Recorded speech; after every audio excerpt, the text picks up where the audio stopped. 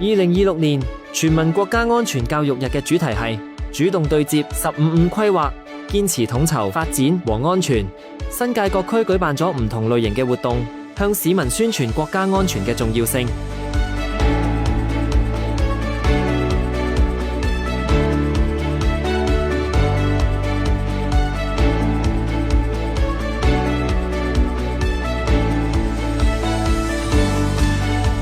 大家要牢記20個國家安全重點領域：政治安全、軍事安全、國土安全、經濟安全、金融安全、文化安全、社會安全、科技安全、網絡安全、糧食安全、生態安全、資源安全、核安全、海洋利益安全、太空安全、深海安全、極地安全、生物安全、人工智能安全、數據安全，維護國家安全，人人有責。